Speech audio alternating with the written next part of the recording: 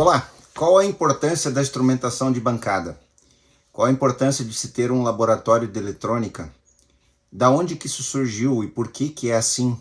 Por que mesmo em 2024, na era da tecnologia, da microeletrônica, da inteligência artificial, o laboratório de eletrônica ou a bancada de eletrônica, por mais que seja hoje praticamente dominada pela informática, pela tecnologia e pela inteligência artificial, por que isso é indispensável?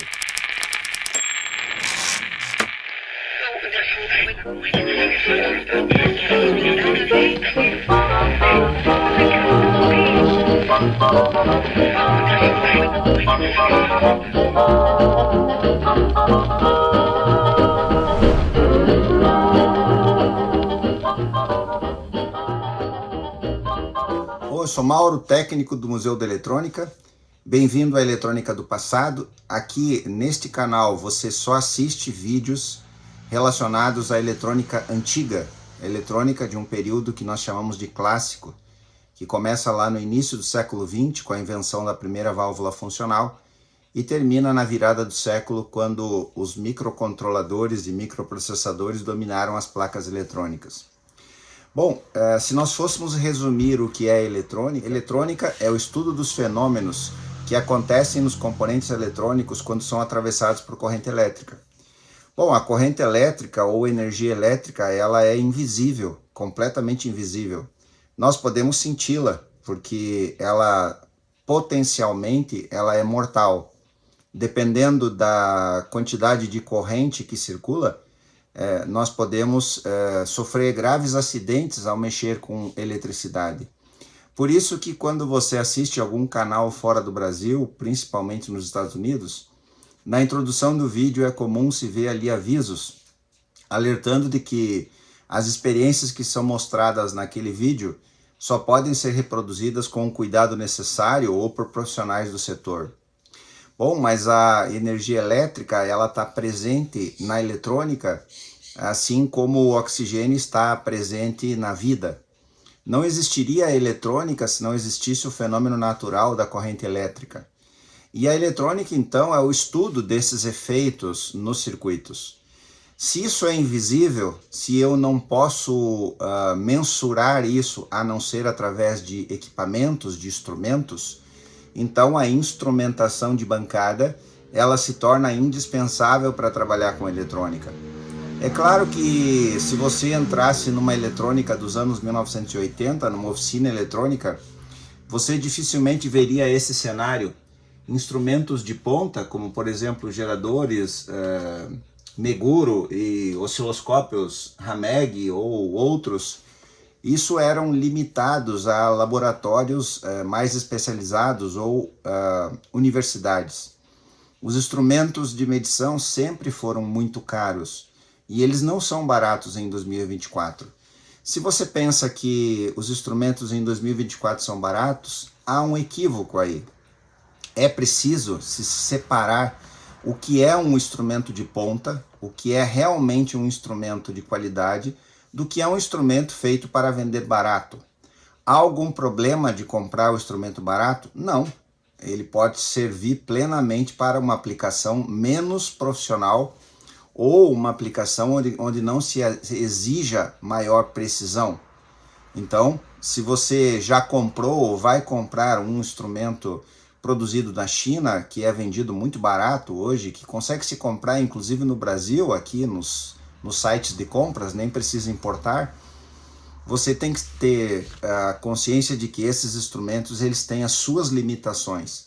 Porque não há milagre. Eu costumo dizer o seguinte: como pode um produto custar, por exemplo, R$1, seja o que for? É apenas um exemplo para que a gente consiga entender a ideia. Como é que pode alguma coisa custar 1 e tem outra coisa que promete fazer a mesma coisa que custa meio ou 0,50?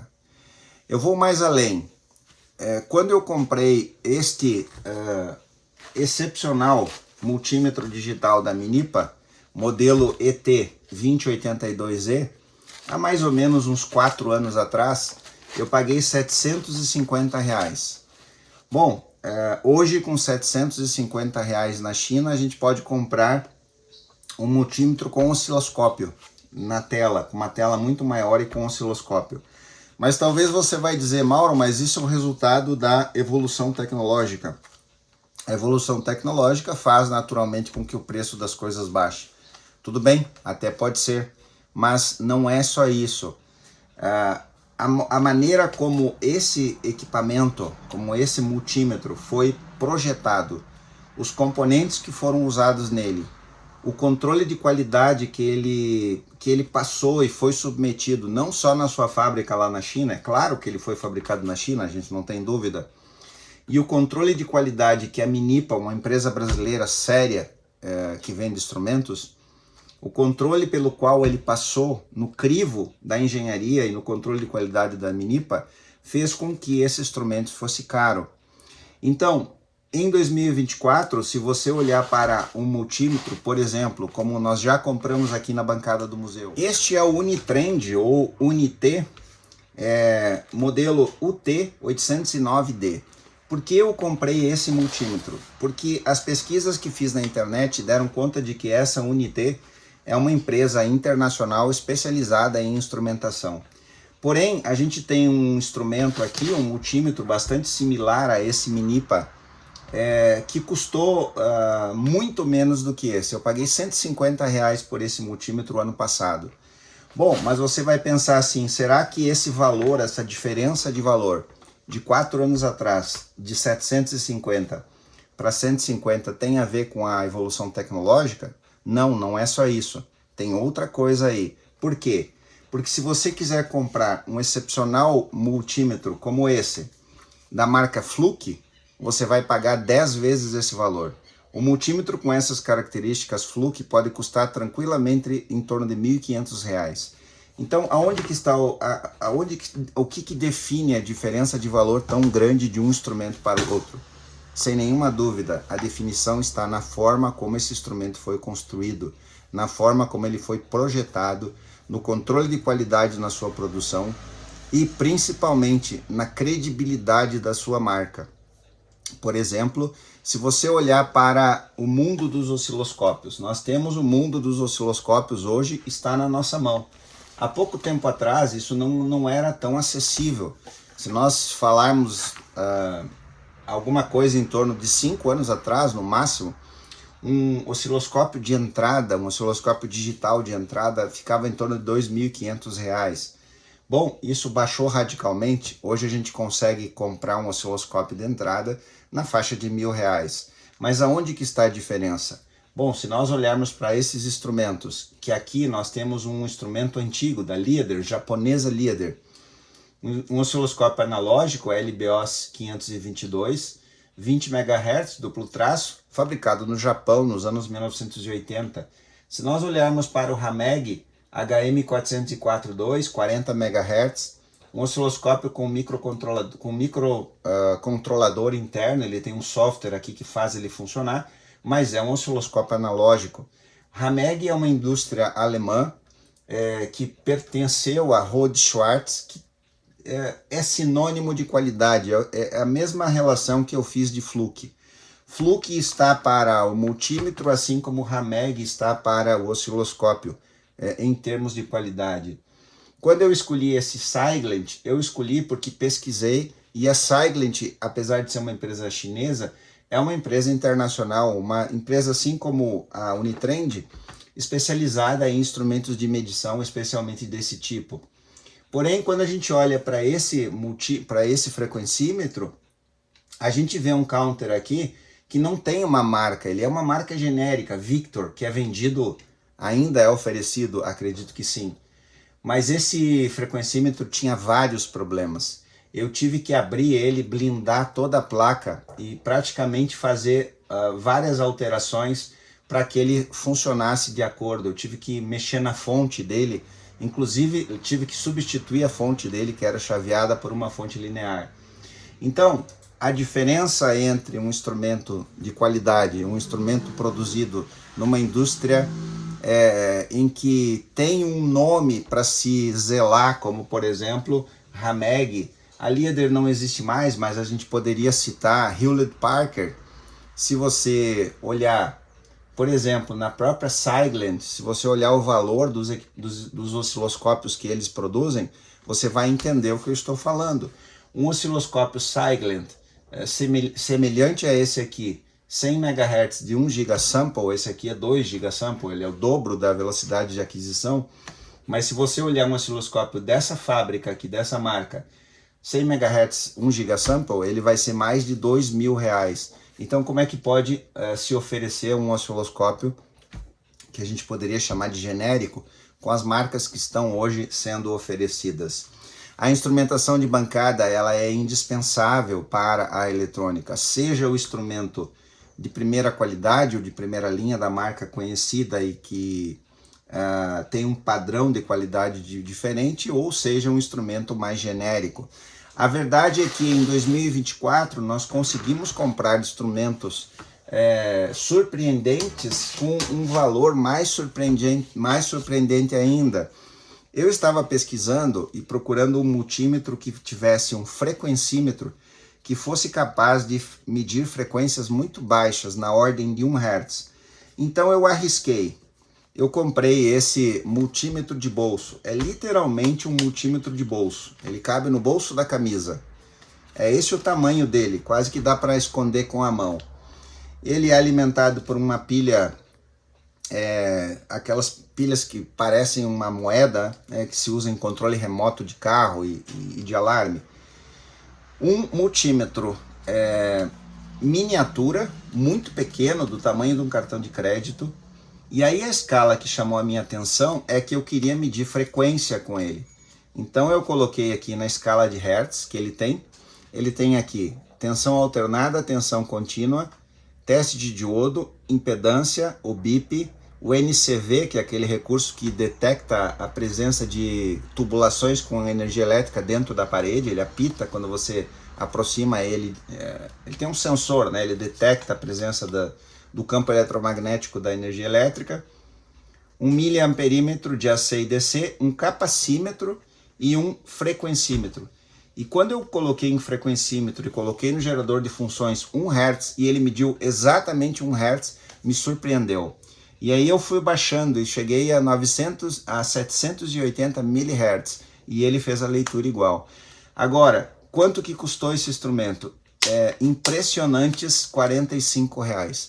Como que é possível um instrumento que tem essa precisão, que consegue fazer uma leitura de frequência tão baixa, e mesmo as escalas de tensão aqui que eu testei nele, ele foi bem preciso mesmo. Então um instrumento que eu posso comprar mais de um, é muito barato, deixar um no carro, usar até literalmente no bolso da camisa. Imagine a pessoa que faz trabalhos nas casas das pessoas, talvez eletricista ou próprio técnico em eletrônica que vai até o local fazer algum tipo de manutenção, ele pode ter um multímetro praticamente de mão. Então essas maravilhas de 2024, elas fazem com que valha talvez a pena o risco de a pessoa pensar alguma coisa assim, mas eu vou abrir mão de ter um excepcional multímetro, talvez da marca Minipa, ou um excepcional multímetro Fluke, que custa muito caro mesmo em relação a esses, para ter esse aqui. Se ele servir para a sua aplicação, tudo bem. Ah, mas o meu osciloscópio tem que ser um HP, tem que ser um Agilent, tem que ser um Keysight, é obrigado a ser? Não é. Se você assistiu já ao canal, e você vai ver lá na pasta Garimpos do museu, você vai ver que a gente já garimpou, por exemplo, vários osciloscópios de 20 MHz da Minipa. Tem um vídeo aí que eu recebi um lote com 12 ou 13 osciloscópios desse tipo. A gente fez uma revisão neles, uma limpeza, fizemos uma pré-calibragem e esses osciloscópios foram repassados para os colegas que acharam utilidade e muitos talvez até agora usam esses osciloscópios perfeitamente, principalmente nas aplicações de áudio. O mais importante e a lógica desse vídeo curto para fazer essa reflexão com vocês de um sábado à tarde é: se você pode ter instrumentação, você deve ter instrumentação, porque a instrumentação eleva o nível do seu trabalho. Você não tem como, por exemplo, fazer uma calibragem perfeita num receptor, num rádio analógico, a não ser que você tenha um excelente gerador de RF. Você precisa ter um excelente gerador de RF que tenha estabilidade, seja confiável, que gere as frequências e que seja possível alinhar o canal de FI, por exemplo, do rádio, para que ele tenha a melhor sensibilidade e seletividade. Essa regra, ela vale para todos os tempos. Como eu disse no início desse vídeo, é claro que nos anos 80 e 90 isso não era possível.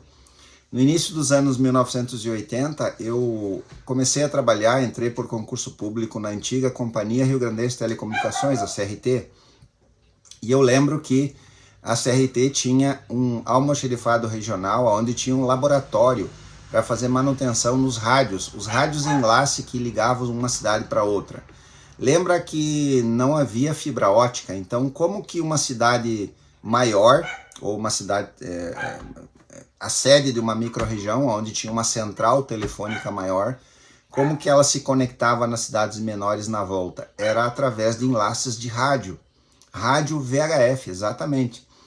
Então esses equipamentos, eles davam defeito, eles precisavam ser manutenidos, e esse laboratório fazia isso.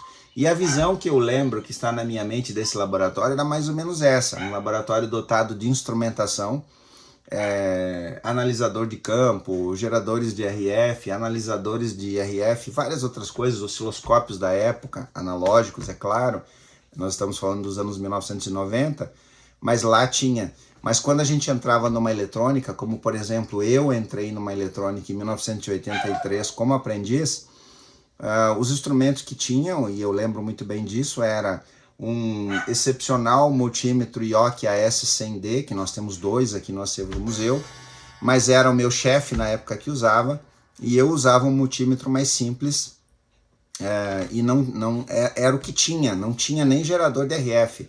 A gente fazia calibragem de ouvido, foi lá que eu aprendi a calibrar rádios de ouvido. Então, se você ainda não despertou para o fato de que instrumentação de bancada é importante, que vale a pena, e é por isso que a gente faz um esforço muito grande para resgatar os instrumentos mais antigos, para colocar eles para funcionar, e é isso que você vê aqui na bancada do museu. Às vezes a gente dedica muito tempo e esforço para restaurar um instrumento clássico que precisa ser restaurado. Nessa caixa está um multímetro que a gente conseguiu garimpar na cidade de Curitiba recentemente, e na verdade ele está exatamente como ele chegou aqui. É a primeira vez que eu estou vendo ele e tirando ele da caixa. A gente recebeu fotos dele, o vendedor ofereceu. Eu não sabia que condição estava esse multímetro até esse momento. É a primeira vez que eu estou vendo ele e compartilho com vocês. Esse é um excepcional Yoke AF105. É um multímetro de referência, e foi exatamente no multímetro como esse que eu tive o meu primeiro contato com o multímetro analógico em 1983, quando entrei na eletrônica como auxiliar. O meu chefe tinha um AS100D e o AF105 era o que eu usava. Por isso, esse instrumento, ele adquiriu para mim uma importância maior do que outros que a gente tem no acervo do museu. Ele é bastante pesado e robusto. Ele está aqui com o plástico original da fábrica, o que eu não vou remover. Talvez você vai pensar assim: ah, Mauro, mas tira isso aí para ele ficar brilhando e ficar mais bonito.